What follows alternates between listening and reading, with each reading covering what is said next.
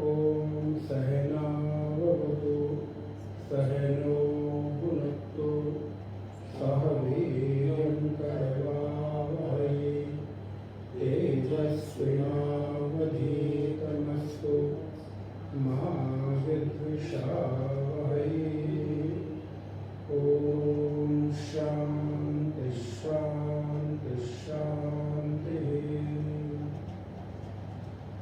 नारायणं नमस्कृत्य नरं चैव नरोत्तमं देवीं सरस्वतीं व्यासं ततो जयमुदीरयेत्। वसुदेवसुतं देवं कंसचारूरमर्दनं देवकी परमानन्दं कृष्णं वन्दे जगद्गुरुं। नारायण। 8वें अध्याय से पाठ करिए। 8th chapter. ओम श्री परमात्मने नमः।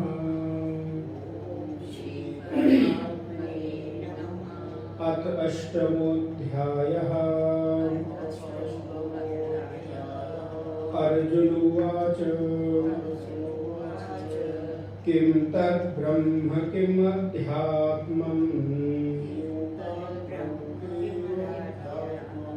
किं कर्म पुरुषोत्तम अधिभूतं च किं प्रोक्तम् अधिदैवं किमुच्यते अधियज्ञः कथं कोऽत्र देहेऽस्मिन् मधुसूदन अधियज्ञः कथं कोऽत्र देहेऽस्मिन् मधुसूदन प्रयाणकाले च कथं ज्ञेयोऽसि नियतात्मभिः प्रयाणकाले च कथं ज्ञेयोऽसि नियतात्मभिः। श्रीभगवानुवाच अक्षरं ब्रह्म परमं स्वभावोऽध्यात्ममुच्यते अक्षरं ब्रह्म परमं स्वभावोऽध्यात्म उच्यते भूतभावोद्भवकरो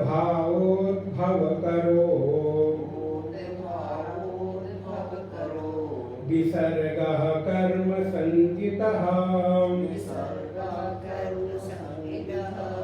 अधिभूतं क्षरो भावः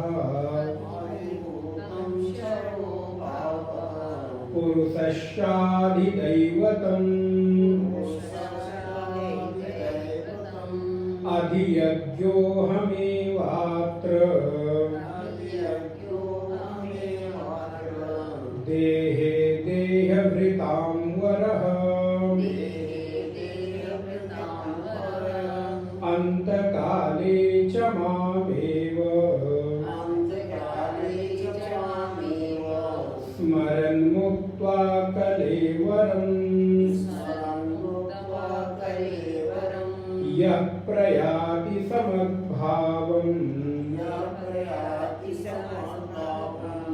याति नास्त्यत्र संशयः याति नास्त्यत्र संशयः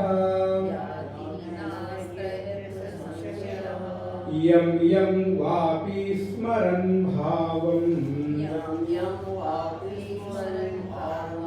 त्यजत्यन्ते कलेवरम् तं तमेवैति कौन्तेय सदा तद्भावभावितः तस्मात् सर्वेषु कालेषु मामनुस्मरयुध्य च मय्यर्पितमनो बुद्धिः मामेवैष्यस्य संशयम् अभ्यासयोगयुक्तेन चेतसा न अन्यगामिनः परं पुरुषं दिव्यं परमं पुरुषं दिव्यं याति पार्थानुचिन्तयन् याति पार्थानुचिन्तयन्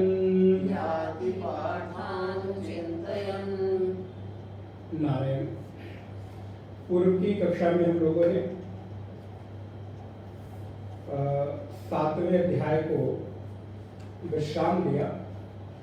तो 7वें अध्याय में भगवान कृष्ण ने अर्जुन को ज्ञान विज्ञान, जो 7वें अध्याय का नाम है, तो ज्ञान विज्ञान योग, जहाँ पर भगवान ने अर्जुन को विभिन्न प्रकार के विषयों को बताया और वहाँ पर मानो आगे के अध्यायों का उन्होंने एक संकेत कर दिया।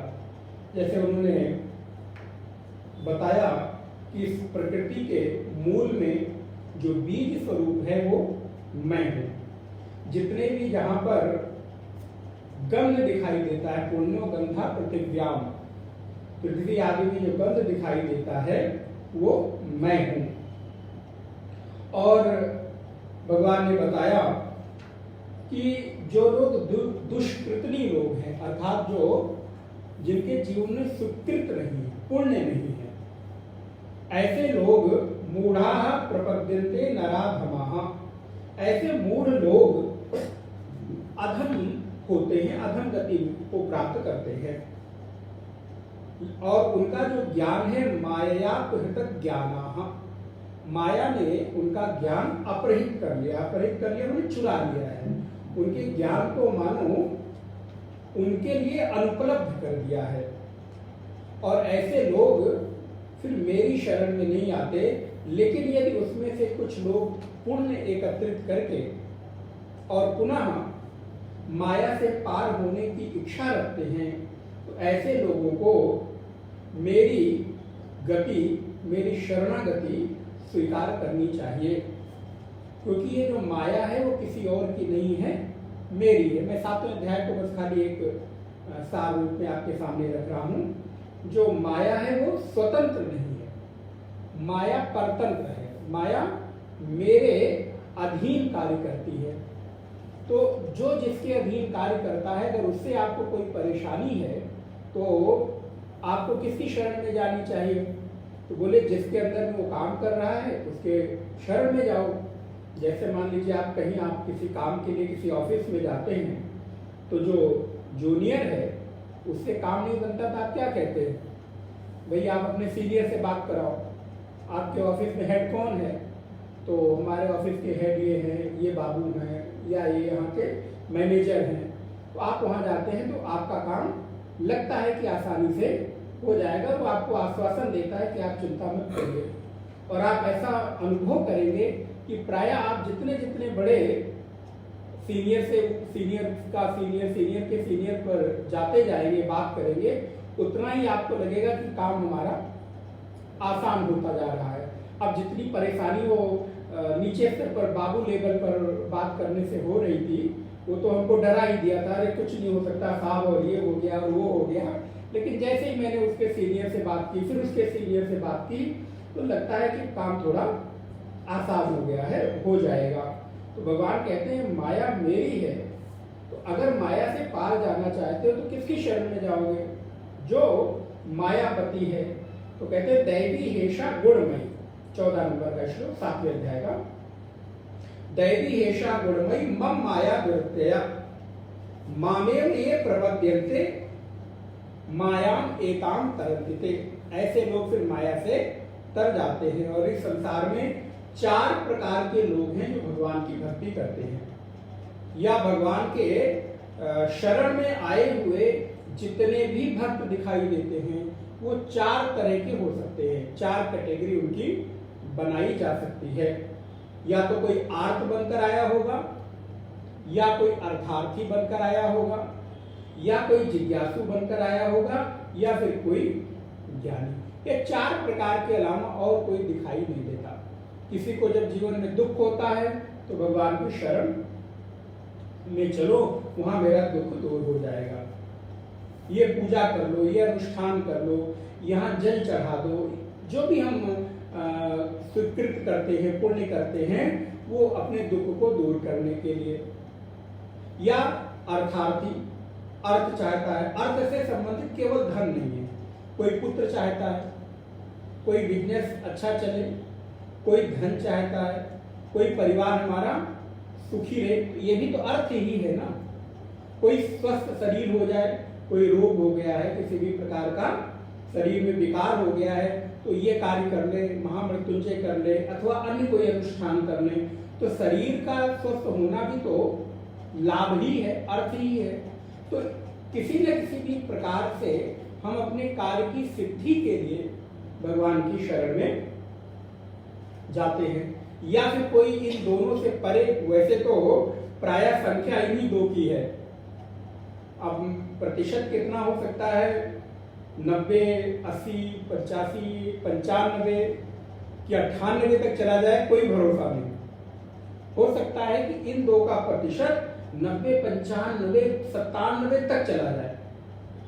100 लोगों में 90 लोग, 95 लोग, तो अब ना मैं 97 ले जाऊं, बहुत ज्यादा हो जाएगा, तो 90% लोग तो एटलीस्ट इसी उद्देश्य से प्रारंभ में, भले धीरे धीरे उनकी जैसे जैसे कामना इच्छा पूर्ति होती चली जाए, वो जिज्ञासु की स्थिति में, जिज्ञासु की कैटेगरी में आ जाए। लेकिन प्रारंभ में तो अर्थार्थी या इन्हीं तो अर्थार्थी और आर्थ में सब कुछ आ गया। पुत्र से दुखी है, पुत्र प्राप्ति ना, हाँ बिल्कुल हो सकता है। 90, 95, 98% तक आप ले जा सकते हैं। और कोई एक आध प्रतिशत लोग जिज्ञासु बनकर आते हैं कि उनको क्या चाहिए, बोले अब हमें संसार में कितने भी दुख भले ही क्यों ना हो, लेकिन हमें इस दुख से छूटते हैं। तो मैंने अनुभव किया, दूसरा दुख आ जाता है। आप संसार में देखिए, एक चीज नहीं थी वो मिल गई, दूसरी चीज मिली, तीसरी चीज। तो यहाँ जो लिस्ट है नारायण, वो लंबी होती चली जाती है। हम लोगों की लिस्ट लंबी होती चली जाती है। जहां सब कुछ त्याग और छोड़ने की स्थिति होती है, वहां भले परमार्थ के लिए ही सही, धर्म के लिए ही सही, किसी दूसरे के लिए, हित के लिए ही सही, लेकिन आप देखिए तो रोज नए नए प्रोजेक्ट, रोज नए नए कार्य योजना तैयार होती रहती है। तो ये कहीं न कहीं संसार की जो इच्छाएं हैं, एक पूरी होती है तो दूसरी अपने आप उठती चली जाती है।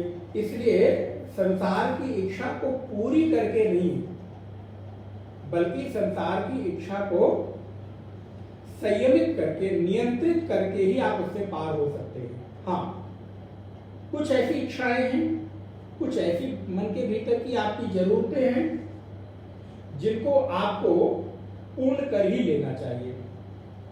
बिना पूर्ण किए कई बार वो आपको तकलीफ देती है, दुख देती है। जीवन में हो सकता है जिस समय आपकी इंद्रियां बहुत सबल हों, सशक्त हों, उस समय आप उन इच्छाओं का दमन कर लें, उन इच्छाओं पर आप विजय प्राप्त कर लें।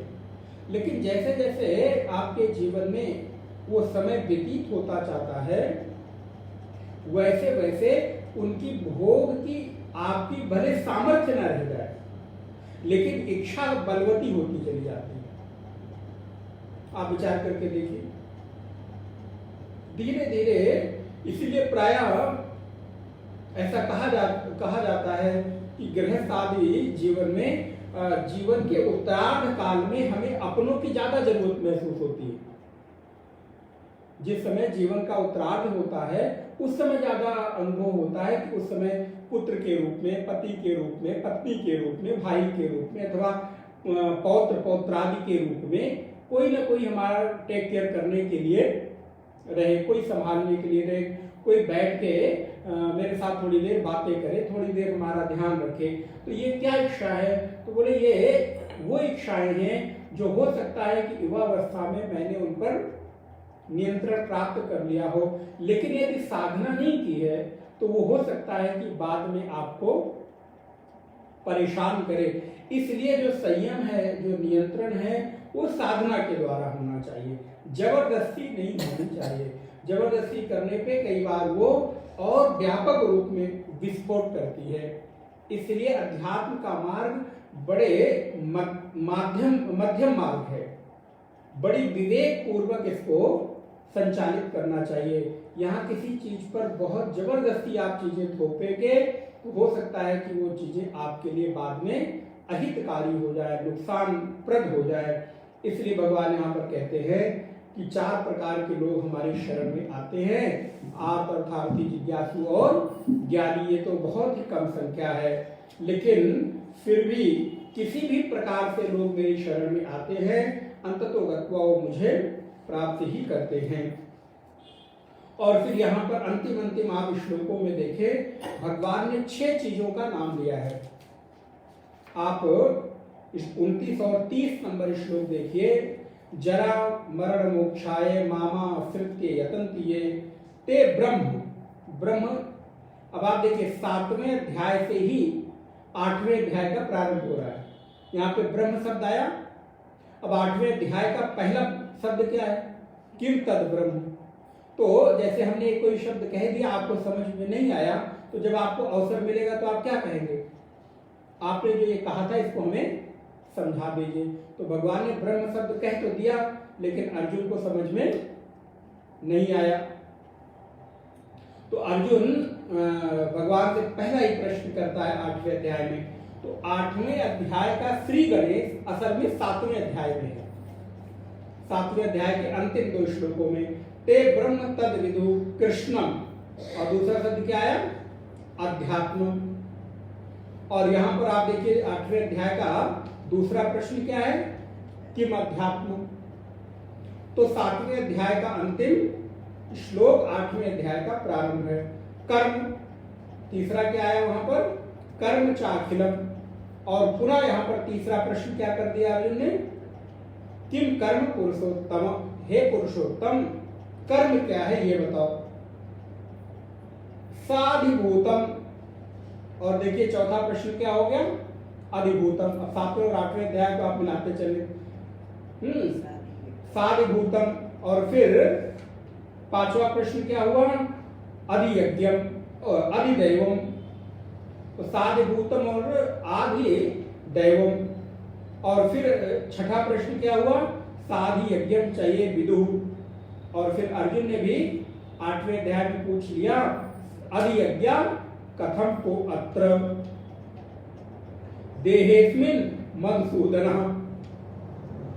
और 7वें अध्याय का अंतिम श्लोक, अंतिम पंक्ति, प्रयाण काले चमाम ते विदुर युक्त चेतसा। और पुनः प्रश्न क्या कर लिया? प्रयाण काले च कथम ज्ञेयोसि नियतात्म भी। अब आप देखिए, आपको लगता नहीं कि 7वें अध्याय का 2 श्लोक और 8वें अध्याय का 2 श्लोक एक ही है? बस वहां पर भगवान अर्जुन को बता रहे हैं और यहाँ पर अर्जुन जिज्ञासु बनकर अर्जुन भगवान से प्रश्न पूछ रहा है कि इसके बारे में मुझे विस्तार से बताओ। तो अब अर्जुन उवाच, अर्जुन कहते हैं प्रभु किम तद ब्रह्म, प्रभु ब्रह्म क्या है। तो अब हम केवल अभी यहाँ पर प्रश्न बता दे रहे, उत्तर आगे जैसे जैसे भगवान देंगे वैसे वैसे हम आपको बताते चलेंगे। किम तद ब्रह्म, ब्रह्म क्या है। किम अध्यात्म, अध्यात्म क्या है। अच्छा, इन प्रश्न को सुनकर अथवा पढ़कर ये आपको क्या लग रहा है कि अर्जुन का प्रश्न है कि आपका प्रश्न है। ये एक साधक का प्रश्न है, ये एक जिज्ञासु का प्रश्न है। ये जो परमार्थ पथ पर व्यक्ति कदम रखता है तो शुरू में तो ना सही, लेकिन हो सकता है थोड़े समय बाद उसको ये प्रश्न उठने लगे, प्रभु ये कर्म क्या है। सबसे ज्यादा प्रश्न तो कर्म पे आता है, क्योंकि संसार में जिंदगी भर कर्म ही करते रहते, कर्म करते करते महाराज प्रयाण कर जाते, चले जाते, और फिर भी कर्म के बारे में पता नहीं चलता कि कौन सा कर्म, या जीवन में कोई दुख आया पता नहीं किस कर्म का। पहला जो हमारा रिएक्शन होता है वो यही होता है, ये मेरे ही कर्मों का। जब व्यक्ति हर जगह से थक हार कर कोई उसको मार्ग नहीं दिखता तो वो क्या समाधान खोजता है कि ये मेरे ही कर्म का परिणाम है, ये जो भोग है भोग रहा हूं ये मेरे ही कर्म हैं जो इस रूप में आज हमको मिल रहे दिख रहे हैं। तो ये केवल अर्जुन का प्रश्न नहीं है, उस समय कुरुक्षेत्र के मैदान में। पुनः निवेदन करूं, हम और आप भी युद्ध के मैदान में खड़े रोज युद्ध लड़ रहे हैं। आप देखिए, आप अपनी वृत्तियों से रोज लड़ रहे हैं कि नहीं। अपने विचारों से रोज टकराव हो रहा है। कभी शुद्ध विचार आते हैं, सात्विक आते हैं, कभी मलिन हो जाते हैं, कभी अपने ही विचार में दुख देने लगते हैं। और बताइए, कौरव पांडवों में कौन बहुत दूरी थोड़ी थी, परिवार के ही लोग तो थे, आपस में चाचा ताऊ के भाई बहन ही तो थे। मामा चाचा ताऊ मामा मौसा फूफा ससुर, यही सारे लोग तो आपस में वहां पर युद्ध कर रहे हैं। तो ये किससे युद्ध हो रहा है, बोले अपने से युद्ध हो रहा है कुरुक्षेत्र के मैदान में। तो हम और आप भी रोज इन्हीं वृत्तियों से लड़ रहे हैं। हमारी जो आसुरी वृत्तियां हैं, हमारी जो दुष्वृत्तियां हैं, वही तो कौरव है। और आप देखिए उनकी संख्या हमेशा अधिक होती है। आप सुबह से शाम तक यदि विचार करें, यदि कोई बहुत सात्विक साधक नहीं है तो उसके जीवन में कौरवों की संख्या ज्यादा है कि पांडवों की संख्या ज्यादा है। माने दुष्वृत्तियों की, आसुरी वृत्तियों की संख्या ज्यादा है कि सात्विक धार्मिक दैवी वृत्ति रूपी पांडवों की संख्या ज्यादा है। तो आपके जीवन में दैवी वृत्तियों की संख्या हमेशा कम होगी। इसलिए तो हम 5 पांडव हैं, और लड़ने के लिए उधर पूरे के पूरे 100 और उनके साथ हजारों हजार सैनिक खड़े हो गए। पांडवों के साथ लड़ने के लिए ज्यादा राजा महाराजा लोग नहीं आए, मनाना पड़ा। कौरवों के साथ लड़ने के लिए भगवान भी नहीं आए, भगवान की नारायणी सेना गई जिनमें संख्या अधिक है। तो पांडवों के साथ अकेले भगवान चलो हम भी चलते हैं, अकेले ही चलते हैं। लेकिन ध्यान रहे, संख्या के बल पर यहाँ पर विजय नहीं मिलती। यदि आपके भीतर लगे मेरा दिमाग बहुत उलझा हुआ है, बहुत दुष्वृत्तियां आ रही हैं, बहुत मैं चिंतनशील हूँ, बहुत मेरे भीतर विचार उमड़ते घूमते रहते हैं, इस आधार पर आप संसार रूपी इस युद्ध से विजय प्राप्त कर लें? नेवर, कभी संभव नहीं। अगर ऐसा होता तो कौरव जीत जाते, पांडव तो हार ही जाते ना। उनके पास तो देखिए कितनी कम आपस में संख्या है और कितनी कम अन्य राजाओं का सहयोग है। भगवान भी तो देखिए ऐसे समय में खड़े हुए तो अकेले खड़े हुए। अरे भले आदमी होते तो अपनी सेना इधर पांडवों को दे देते। कभी कभी लगता है कि बताओ भगवान भी बोले नहीं नहीं, यही तो है सत्य, दैवी वृत्तियां, धार्मिक वृत्तियां, परोपकार एक भी यदि आपके पक्ष में खड़ा है तो हो सकता है विलंब हो, लेकिन विजय श्री की ध्वजा पताका। इसलिए गीता का अंतिम अंतिम श्लोक क्या कहता है? यत्र योगेश्वरः कृष्णः यत्र पार्थो धनुर्धरः तत्र श्री श्री विजयो भूति ध्रुवा नीतिर् मतिर्मम। तो जहां पे दैवी वृत्ति है एक भी, इसलिए मैं आपको निवेदन करता हूं कई बार कि आपके जीवन में सब कुछ चला जाए लेकिन श्रद्धा और विश्वास रूपी एक वृत्ति यदि बची रह जाएगी तो आप इस युद्ध को आसानी से चुटकी बजाते जीत लेंगे। और यदि किसी भी कारणवश आपके जीवन से श्रद्धा रूपी सात्विक वृत्ति, श्रद्धा रूपी दैवीय वृत्ति का विलेपन हो जाए, लुप्त हो जाए, तो आपकी हजारों हजार आसुरी वृत्तियां बेकार है, आप हार ही जाओगे। आप ये धर्म युद्ध कभी जीत नहीं सकते। लेकिन पांचों पांडवों के पास एक कृष्ण है और देखते ही देखते अर्जुन सहित पांचों पांडव इस धर्म युद्ध में विजय प्राप्त करते हैं। तो अधिभूतम चकिम प्रोक्तम अधिदैवम किमुच्यते। अधिभूत क्या है, अधिदैव क्या है, कृपा कर हे भगवान मुझे बताइए। अधियज्ञ, अधियज्ञ क्या है? कथम को अत्र देहेस्मिन् मधुसूदन, इस देह में हे मधुसूदन। अधियज्ञ क्या है, कहां पे है? और प्रयाण काले च, वाह, ये श्लोक उस साधक के लिए है कि प्रयाण काल में, अर्थात जिस समय अंतिम समय हो, विदा की बेला हो, इस संसार को छोड़कर अब चलने की बारी आ गई हो, तो प्रयाण काले च कथम ज्ञेयोसि नियतात्मभिः। प्रभु कृपा करके इनके बारे में मुझे आप बताइए।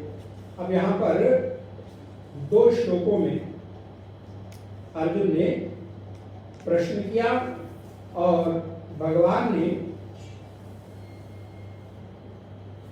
इन दो श्लोकों पे, दो ही श्लोक में सारे उत्तर दे दिए।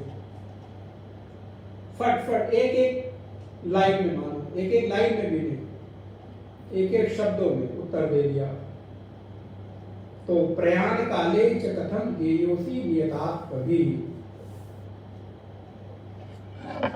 ये जो पंक्ति है ये थोड़ी सी समझने लायक है कि जीवन भर मानो हमने आपका भजन न किया हो, स्मरण न किया हो, तो भी क्या ऐसा संभव है कि प्रयाण काल में नियतात्मभिः, नियतात्मभिः का तात्पर्य है नियत होकर, नियतात्मा होकर, एकाग्र होकर, एकनिष्ठ होकर हम कैसे आपका ध्यान करें, कैसे आपको जाने, ज्ञेयोसि, आपका ध्यान कैसे करें, आपकी स्मृति कैसे हो सके। तो ये प्रश्न प्रायः जब जीवन की थोड़ी सी स्थिति हमारी इस तरफ जाती है तो तब इधर ध्यान जाता है कि क्या ऐसा सच में संभव है। तो गोस्वामी जी की वो पंक्ति स्मरण में आती है कि जन्म जन्म मुनि जतन कराही, अंतराम कहीं आवत नहीं। ऐसा ये इतना आसान होता, इतना सरल होता, तो क्या बात थी, जिंदगी भर अपना मौज मस्ती करते, जिंदगी भर अपना संसार में उछल कूद मचाते रहते, और भाई चलो अंतिम अंतिम में या फिर कोई नौकर वोकर रख लेते, सर्वेंट रख लेते, टेप रिकॉर्डर रख लेते, भाई जब जाने लगे तो मरते मरते जरा बजा देना या कीर्तन कर लेना। बोले महाराज उससे काम बनने वाला नहीं है, क्योंकि ये एक दो लोगों की बात नहीं है, सामान्य लोगों की बात नहीं है। जन्म जन्म मुनि जतन कराई। मुनि का अर्थ केवल साधारण सन्यासी नहीं है, मुनि का अर्थ होता है मननशील। मुनि उसे ही कहते हैं जिसने मनन किया हो, खाली सुना ना हो। इसलिए हम लोग आपको किस पर प्रेरित करते हैं, जोर देते हैं कि श्रवण भी हो और श्रवण के पश्चात मनन भी हो। जिस भी विषय के बारे में आपने सुना है, उस विषय के बारे में सुनने के पश्चात आपका चिंतन भी हो, मनन भी हो। तो गोस्वामी जी कहते हैं कि जन्म जन्म मुनि जतन कराई। एक दो नहीं, कितने कितने जन्मों तक मुनि लोग मनन करने के बाद भी ये कहते हैं कि अंतराम कहीं आवत नहीं। अंतिम में राम कहते हुए आता नहीं, बनता नहीं, हो नहीं पाता। तो क्या करें फिर, जब मुनियों ने ऐसा कह दिया तो छोड़ देते। जब अंतिम में हमको मालूम है कि परिणाम हमारे अनुकूल मिलेगा नहीं, घटेगा नहीं, तो जिंदगी भर मेहनत क्यों करें? भाई एक बात तो ये भी हो सकती है ना, जब मुझे शुरू में ही परिणाम पता चल जाए कि मेरे बस की तो है नहीं, जिंदगी में के अंतिम समय में ये काम तो आएगा नहीं, तो फिर जिंदगी भर क्यों मेहनत करना, क्यों टाइम बर्बाद करना है, क्यों सत्संग में बैठना, क्यों दान पुण्य सत्संग भजन कीर्तन उपवास करना। तो नारायण फिर महात्मा लोग गुरुजन कहते हैं कि आपके पास इसके अलावा और कोई रास्ता है भी नहीं। यदि कृष्ण कहते हैं कि प्रयाण काले, 7वें अध्याय को आप देखिएगा अंतिम श्लोक, प्रयाण काले च माम, अंतिम समय में प्रयाण काले च माम ते विदुरयुक्त चेतसा, जो लोग अंतिम समय में युक्त होकर, एकाग्र होकर मेरा स्मरण करते हैं, मुझे ध्याते हैं, मेरा चिंतन करते हैं, वो लोग सम्यक प्रकार से मुझे प्राप्त कर लेते हैं, गति उनकी ये हो जाती है। और दूसरा इधर क्या कह रहे हैं कि प्रयाण काले च कथम ज्ञेयोसी मधुसूद नियतात्म भी, अंतिम समय में जिस समय पैरों में दर्द हो रहा हो, गले में दर्द हो रहा हो, सिर में दर्द हो रहा हो, कमर में दर्द हो रहा हो, उस समय आपका चिंतन कैसे हो? तो इसका समाधान क्या है? तो समाधान बिल्कुल यही है कि यदि अंतिम में मेरे को नहीं होने वाला है, ये परिणाम हमको पता है, तो परिणाम पता होने के बाद क्या ये उद्यम करना छोड़ दे, ये प्रयास करना छोड़ दे? तो भगवान कहते नहीं, क्योंकि यही एक उपाय है, अन्य कोई उपाय है भी नहीं, छोड़ देना उपाय नहीं है। क्योंकि अगर मुझे पता हो गया मिलने वाला नहीं, तो फिर क्यों करना? बोले नहीं, फिर भी करना ही है। तो भगवान उत्तर देना प्रारंभ करते हैं, किम तद ब्रह्म। प्रश्न क्या है? ब्रह्म क्या है? तो पहले एक लाइन में भगवान ने उत्तर दे दिया। क्या कहते हैं? अक्षरम ब्रह्म परमम। पहले प्रश्न का आधा श्लोक में ये उत्तर हो गया, अक्षरम ब्रह्म परमम। यद्यपि उत्तर तो एक ही है, वो है अक्षर, लेकिन यहां पर दो तरह का विशेषण लगा दिया उस ब्रह्म के साथ। वो परम और अक्षर लगा दिया, क्योंकि कई बार आप गीता में ही पढ़ेंगे ब्रह्म शब्द के अलग अलग अर्थ आते हैं। कहीं पे ब्रह्म को प्रणव कहते हैं, कहीं पर उस ब्रह्म को यज्ञ के रूप में भी लेते हैं, कहीं पर उस ब्रह्म को आप प्रकृति के रूप में भी लेते हैं। हम आपको समय समय पर बताते रहते हैं। इसलिए देखिए भगवान ने बड़े बहुत ही सावधानी पूर्वक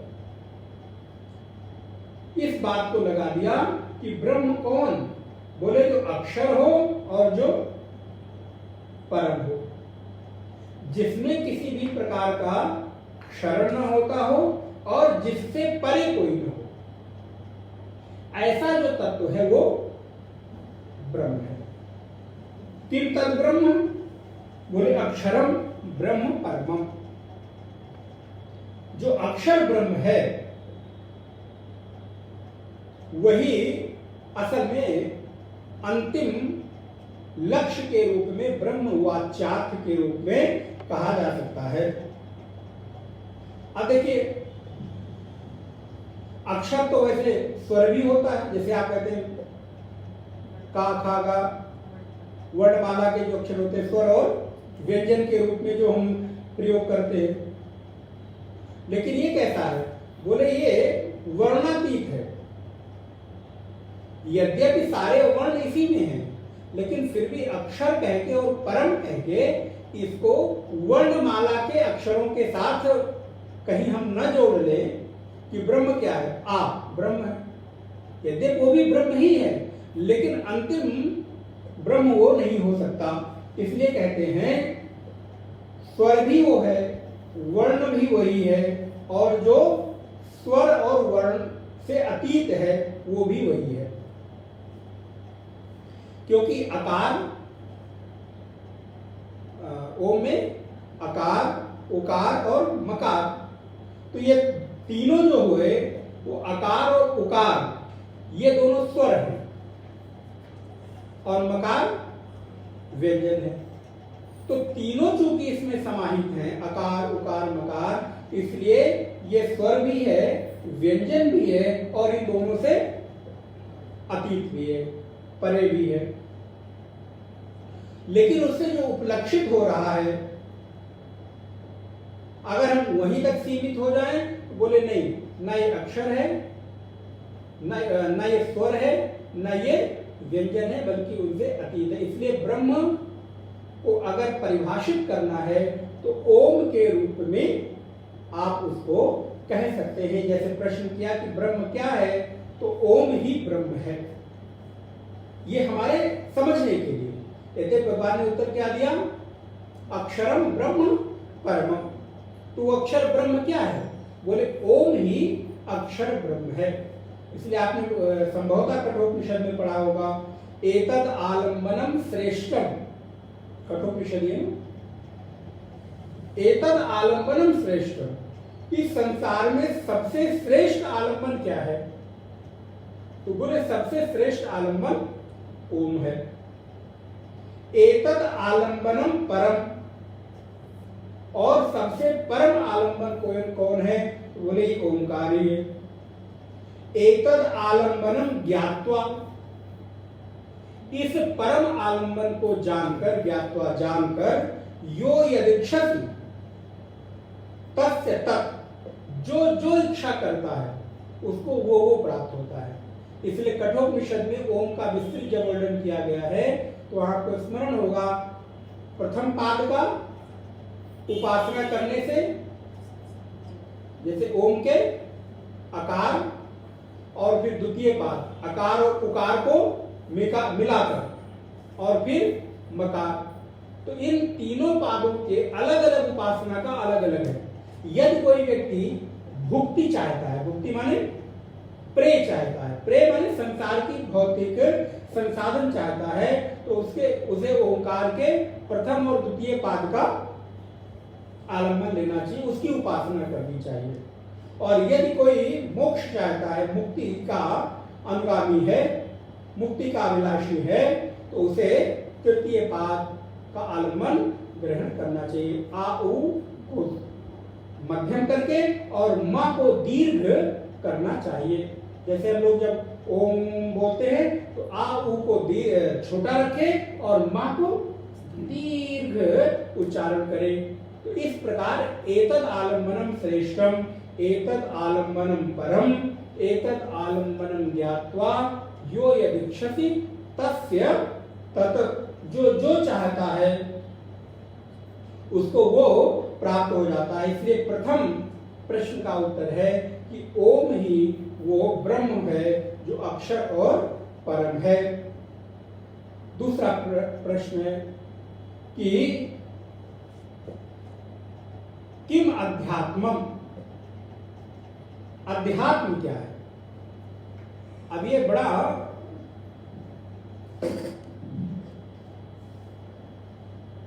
यूनिक प्रश्न है, क्योंकि प्रायः हम लोग अध्यात्म शब्द से क्या समझते हैं? अध्यात्म समझते हैं कि हम बड़े अगर स्पिरिचुअल हो गए हैं, कथा सुनते हैं, सत्संग करते हैं, प्रवचन सुनते हैं, जप तप करते हैं, तो उसको अध्यात्म कहते हैं। अब देखिए यहाँ बिल्कुल ठीक परिभाषा बदल रही है। यद्यपि वो भी अध्यात्म ही है, उस तत्व को प्राप्त करने के जितने साधन हैं वो सब अध्यात्म ही है।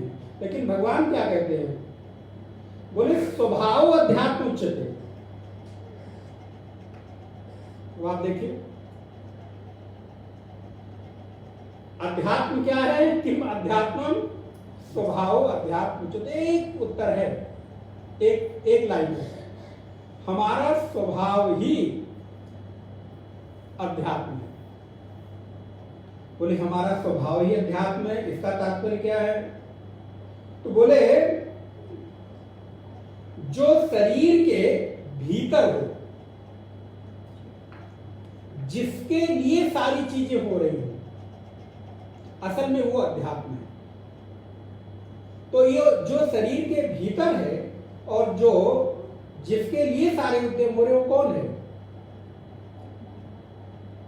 जीव। जीव। अभी हम आत्मा के लिए नहीं कर रहे हैं, क्योंकि आत्मा के लिए कुछ कर ही नहीं सकते। आत्मा तो अपने आप में शुद्ध बुद्ध मुक्त है ना।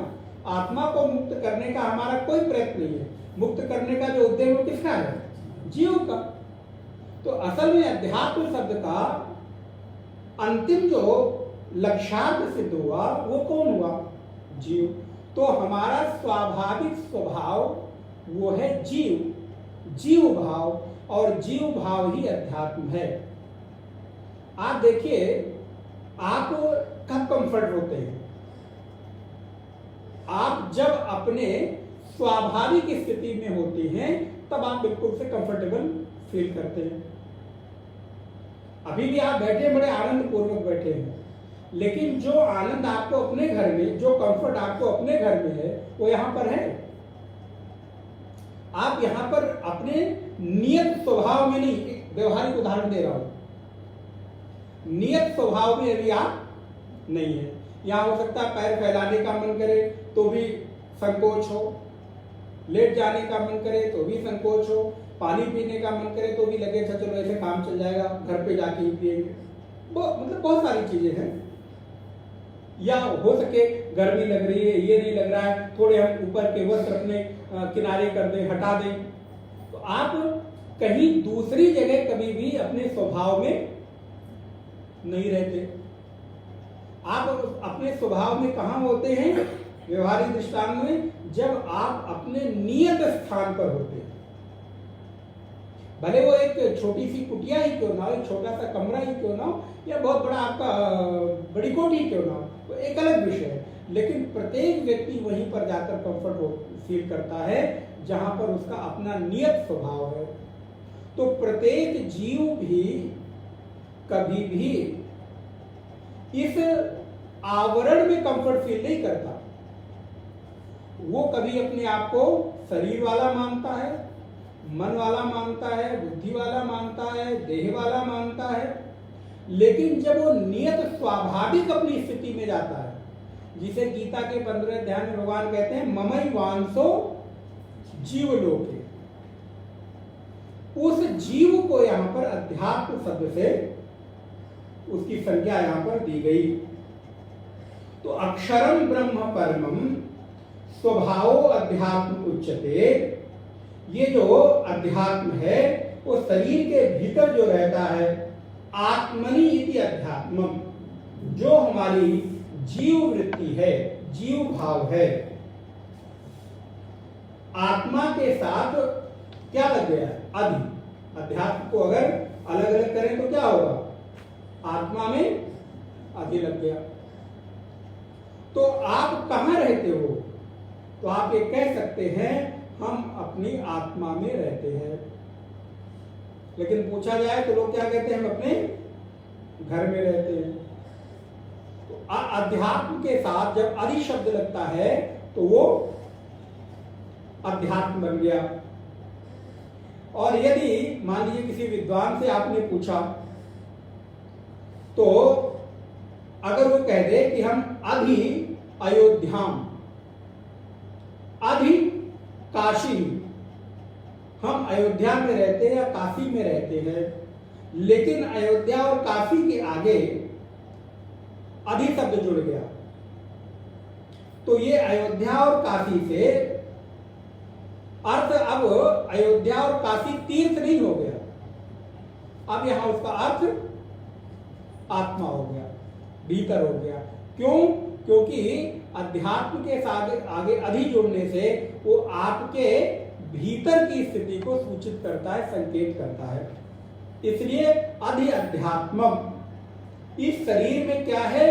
तो बोले इस शरीर में मेरा स्वभाव है, जो मेरा नियत स्वभाव है। इसलिए अध्यात्म का अर्थ क्या हुआ? बोले स्वस्य भावः स्वरूपः, भावः स्वभावः। स्वस्य माने जो मेरा स्वभाव है वही अध्यात्म है। और मेरा स्वभाव क्या है? मेरा स्वभाव क्या है? ईश्वर अंश,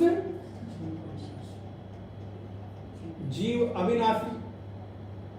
तो असल में अध्यात्म शब्द से अब अर्थ क्या निकला अंतिम?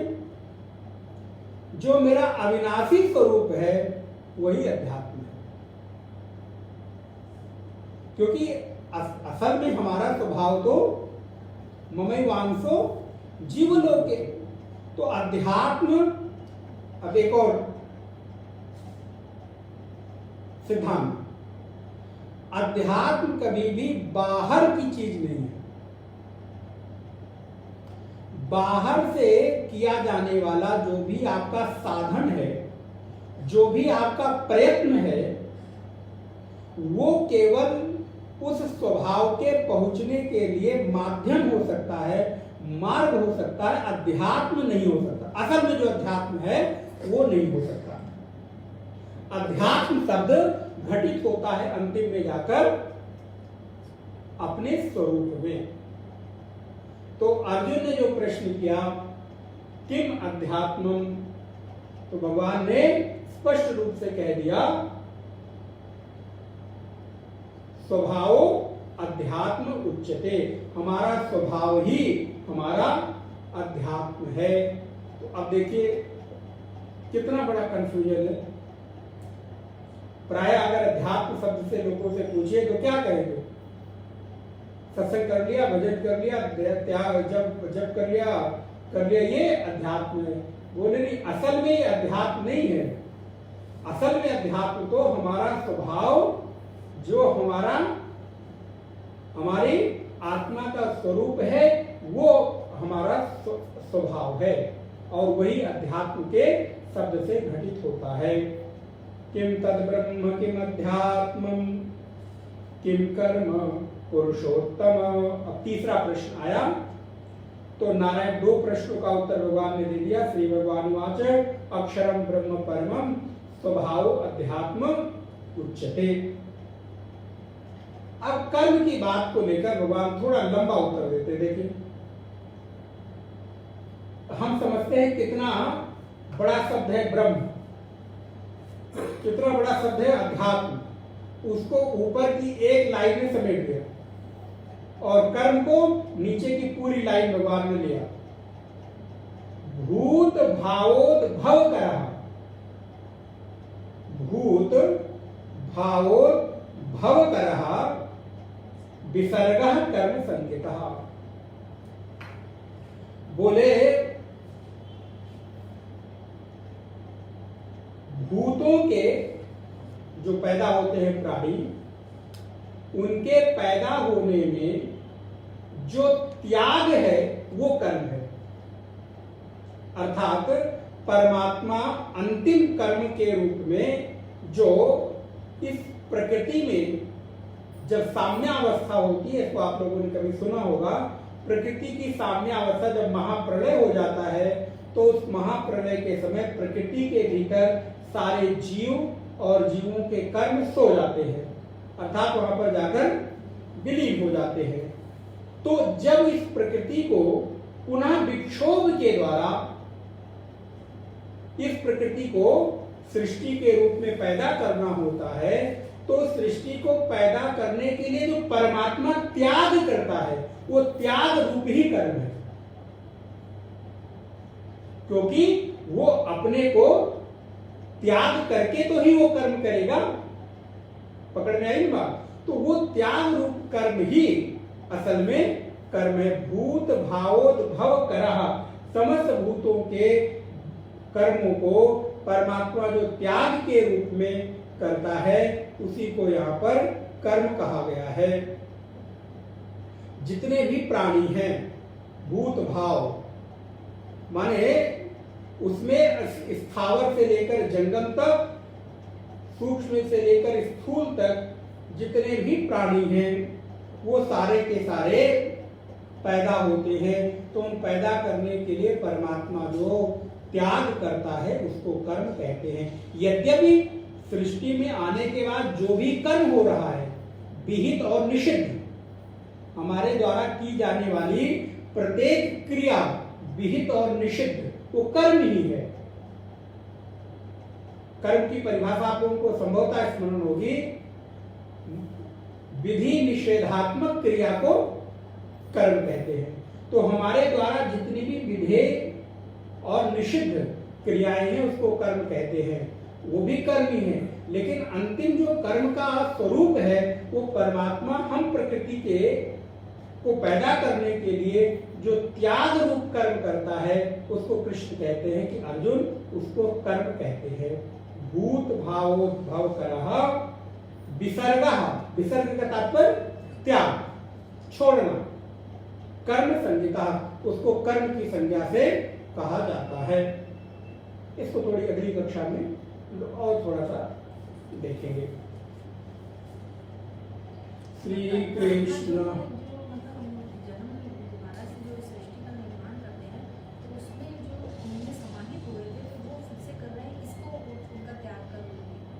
हाँ, उसको पैदा करने के लिए वो त्याग, परमात्मा त्याग कर रहा है ना। तो इसलिए कर्म का भी अंतिम घटक जो तत्व है कृष्ण ही है, मतलब परमात्मा ही है। कर्म की जो अंतिम गति जाकर स्थित होती है वो कृष्ण में ही होती है, इसलिए वो उसको कह रहे क्योंकि परमात्मा ही वो कर्म करता है ना। श्री कृष्ण शरणं मम, श्री कृष्ण शरणं मम, श्री कृष्ण शरणं मम, श्री कृष्ण शरणं मम, श्री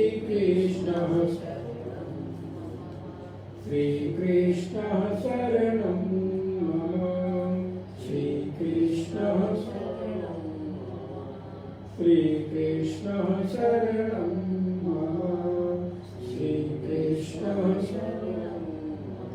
श्री कृष्णचंद्र भगवान की जय। ओम पूर्णमदः पूर्णमिदं पूर्णात् पूर्णमुदच्यते पूर्णस्य पूर्णमादाय पूर्णमेवावशिष्यते। ओम शांति शांति शांति। हरि ओम। श्री गुरुभ्यो नमः।